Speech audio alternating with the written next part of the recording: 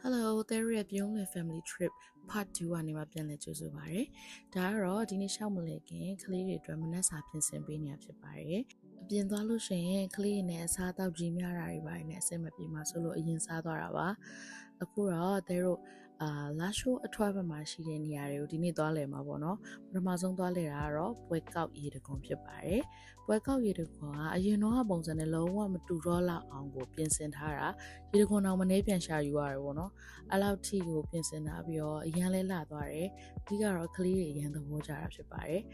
်တော်တော်များများကိုပွဲကောက်မှာပြင်လိုက်ပြီးတော့နေရာတွေကကလေးတွေကြိုက်တဲ့နေရာတွေအပြင်ဒီလိုမျိုး cable car တွေစီးလို့ရတဲ့နေရာတွေလည်းရှိတယ်အခုလိုမျိုးဆင်အစာကျွေးလို့ရတဲ့နေရာလေးတွေလည်းလုပ်ထားပေးရပေါ့နော်ဒါတွေကတော့ကလေးတွေအတွက်အရန်ကိုပျော်တဲ့နေရာတွေပဲကလေးတွေကဘယ်နေရာရောက်လို့ trace ဆန်လေးတွေအစာကျွေးရရင်အရန်သဘောကျတယ်ရန်ကုန်မှာ zoo တွေခေါ်သွားဖြစ်တယ်ဒါမဲ့လေနေရပူနေရတာနဲ့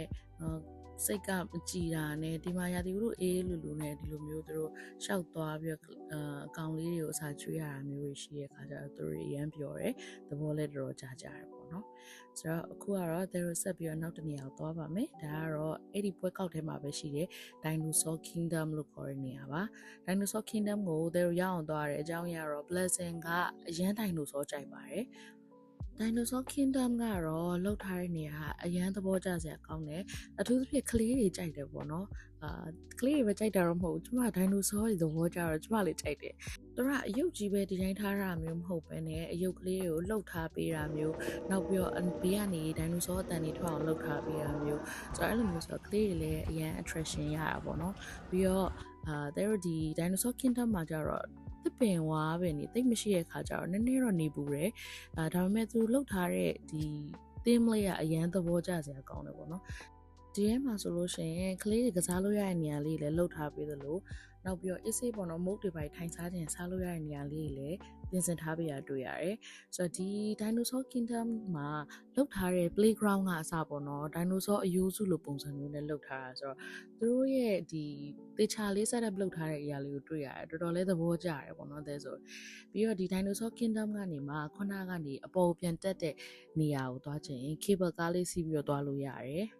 ဝေးပြန်လန်းလျှောက်ဆရာမလို့ပေါ့နော်။ဘာလို့ဆိုတော့ကဘက်ဂီနဲ့လာခဲ့ပြီးတော့ဘက်ဂီကိုဒီ Dinosaur Kingdom မှာရက်ခိုင်းခဲ့တာဘက်ဂီမောင်းပေးတဲ့အကိုကပြောတယ်ဒီကနေပေါ့ cable car စီးပြီးတော့အပေါ်ပြန်တက်လာခဲ့လို့ရတယ်ဆိုလို့အခု cable car စီးဖို့ရောက်နေတာပါ။ cable car ထုံးစံတိုင်းမရက်ဘူးပေါ့နော်အခုလိုသွားနေနေတဲ့တက်ကတော့ clean နဲ့ဆိုတော့နည်းနည်းတော့ကတိပါတယ် cable စီးတည်တယ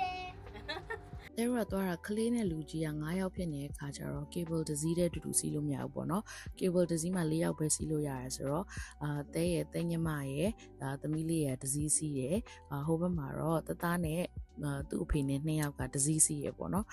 တသားအပေါ်ရောက်သွားတော့ကြောက်မယ်ထင်တာ तू ကမကြောက်ဘူးအပေါ်ကနေမှ dinosaur တွေကိုအထက်စီးကနေကြည့်ပြီးတွေ့ရတော့သဘောတွေကျပြီးတော့ dinosaur တွေကိုတက်တာနဲ့ပြနေတာ तू ကသူတို့ပြန်ဆင်းလာတော့ Merry Go Round တို့ဘာလို့ဘီနာမှာရှိတဲ့ playground လေးမှာကလေးတွေနဲ့သွားစီးကြရပေါ့နော်ကလေးတွေကတော့မသိဘူးတဲကတော့သူတို့နဲ့အတူတူလိုက်စီးပေးနေ rice လေး2ခုလောက်စီးပေးတဲ့အခါမှာတစ်ခါတည်းကိုချက်ချလဲအောင်မူးတာပဲဆိုတော့ကလေးတွေကတော့တော်တော်ပြောတာအထူးသဖြင့်တသားဆိုလို့ရှိရင်ဒီလိုမျိုးတွေကျမရန်ကုန်မှာသူ့သိပ်ပေးမစီးဘူးပေါ့နော်ဆိုတော့အခုဒီမှာစီးရအရန်ပျော်နေတာပါဆိုတော့အခုတော့ပွဲကောက်ကနေကျမတို့ပြန်လာပြီးနောက်တနေရာသွားပါမယ်အဲ့ဒါကတော့ဂျပန်ရွာဖြစ်ပါတယ်။ကုန်းမြင့်တာ resort ရဲ့ဘေးမှာရှိတဲ့ဂျပန်ရွာပါ။ပိတ်ချင်းမြောင်နာလောက်ထိကိုသွားရတဲ့အတွက်ကြောင့်မလို့တော်တော်လှမ်းလေးသွားလိုက်ရတယ်။ဒါပေမဲ့အထဲရောက်သွားတဲ့အခါမှာတကယ်ကိုဂျပန်ရွာတစ်ခုကိုရောက်သွားသလိုမျိုးခံစားရအောင် decoration တွေကိုပြင်ဆင်ထားပြအတော်သဘောကျစရာကောင်းတယ်။မနိုင်ပြောလို့ရှင်တော့ကလေးတွေကခုနကပွဲကောက်မှာပို့ပြောတယ်ပေါ့နော်။ဒီမှာကျတော့အလှကြည့်စရာနဲ့ဓာတ်ပုံရိုက်စရာနေရာလောက်ပဲရှိတဲ့ခါကျတော့သူတို့ရဲ့အဲ့လောက်ကြီးမပြောဘူး။ရောက်သွားတဲ့ချိန်ကနည်းနည်းလေးနေပူနေပြီးမလို့လည်းပါမယ်ထင်တယ်။ဒါပေမဲ့ဖြစ်ချင်တော့အဲ့မှာ playground လေးရှိနေရတယ်ကလေးတွေအဲ့မှာသွားပြီးတော့နေရိပ်ထဲမှာသွားကစားပြီးတော့နားလို့ရသွားတယ်ပေါ့နော်အဲ့ဒါလေးလည်းတစ်ခုကောင်းပါတယ်ဆိုတော့လူကြီးတွေကဓာတ်ပုံရိုက်ချင်တဲ့သူတွေဓာတ်ပုံသွားရိုက်ကလေးတွေကအထဲမှာအေးစစ်စစ်လေးနဲ့ကစားလို့ရတယ်ပေါ့နော်တဲ့နဲ့တဲ့ညမကတော့ဇွတ်ဂျပန်ပေါ့နော်ဂျပန်ရွာရောက်တုံးဆိုပြီးတော့ဂျပန်ဝတ်စားလေးတွေဝတ်ပြီးတော့မှတို့အမှတ်တရဓာတ်ပုံလေးတွေတွဲရိုက်ကြပါတယ်ကလေးနှစ်ယောက်နဲ့အတူတူကလေးထိတ်ဘာနဲ့ခီးထွက်ခဲ့တာတကယ်ကိုပင်ပန်းပါတယ်ဒါမဲ့လည်းပြောစရာကောင်းတဲ့အခိုက်အတန့်လေးတွေ family moment လေးတွေလည်းအများကြီးရတဲ့အတွက်တကယ်ကိုပြောခဲ့ရပါတယ် part 2လေးကတော့ဒီလောက်ပါပဲ bye bye